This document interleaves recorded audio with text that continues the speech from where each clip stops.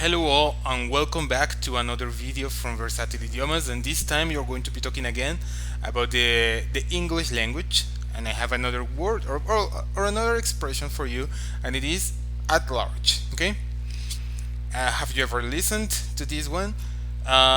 Do you know what it means? And if you don't, well, you are at the perfect place because I'm going to be explaining to you how to use this one when speaking, and it's going to be impressive whenever you're speaking English with your friends or your colleagues, and you let this word out. They are going to know, or they are going to see how you know your language.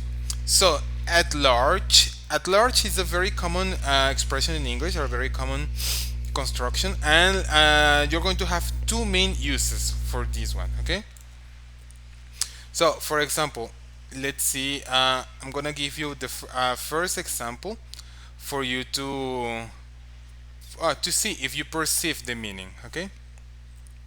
So I'm gonna place it here in our whiteboard. There you have it. This group is not representative of the population at large. So the first use for at large, it's gonna be actually if you say, for example, that it would be like a synonym of generally. Okay, so generally you can also say at large. You can say, for example, like the students in this school are generally good students, but you can also say that the students in this school are good students at large. Okay, so you're normally going to place the at large at the end, like in this case, or like, for example, Brazilian food is exquisite in general or generally, but I can also say that Brazilian food is delicious at large. Okay, so generally, that is like the broad meaning of this. Okay, so this is going to be our first use for at large. However, there is a second use that is a little bit more particular, and let's see if you understand if I give you an example here. The second use for at large is going to be like in this example: the escaped prisoners are still at large. So is it the same? Is it like a synonym for generally?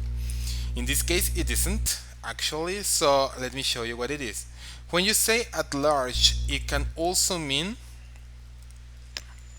a person who is at large is a person who is not in prison, but that should be in prison. That is important. Okay, for example, an escaped prisoner, a criminal, a robber, any person that committed a crime and that should be in prison, but they still aren't because they are fugitive from the police. You can say that this person is at large. Are you at large? I hope you aren't. Okay, and I hope that you understood, and that you learned from these examples. Leave us a comment with examples of your own, or if you want to know another word or expression and how to correctly use in English. If you like the video, click on the subscribe button, like the video, share it, and we'll see you in the next opportunity. Bye bye.